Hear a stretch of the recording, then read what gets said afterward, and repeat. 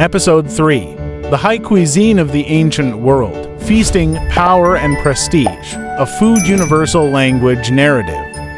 Food has always been more than just sustenance. It has been a symbol of power, status, and civilization itself. In the ancient world, what you ate and how you ate it determined your place in society. From Mesopotamian feasts to Roman banquets, food was not just survival, it was a statement of wealth, control, and prestige. The earliest recorded recipes date back to Mesopotamia, 1700 BCE, written on clay tablets. These were not simple meals for the commoner. These were dishes reserved for royalty and temple offerings, made with rare spices and carefully prepared meats. Food was already political.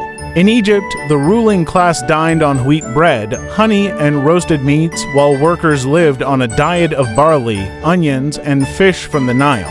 A pharaoh's meal was a display of divine favor, lavish, abundant, and designed to reinforce their place as a god-king. The Greeks introduced the symposium, a feast where aristocrats gathered not just to eat, but to discuss philosophy, politics, and art over copious amounts of wine, of course. Meat was often sacrificed to the gods first, reinforcing the idea that food was a bridge between the mortal and divine. But no one feasted like the Romans.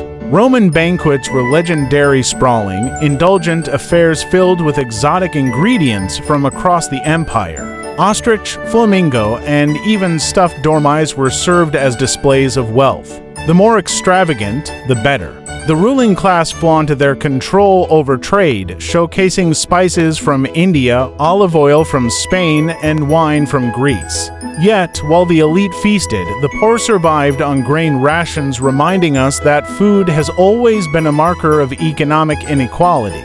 Rome even developed the annona, a grain distribution system that provided free or subsidized bread to citizens, ensuring loyalty to the empire. And this is where the money is food, and food is money principle comes into play.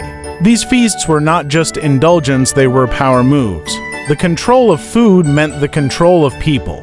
A king who could feed his people held their loyalty.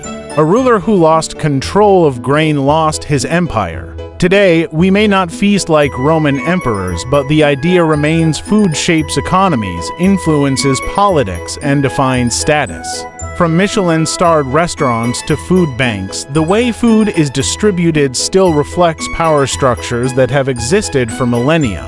Because food isn't just nourishment, it's history, it's power, and it's a universal language that has always separated the rulers from the ruled.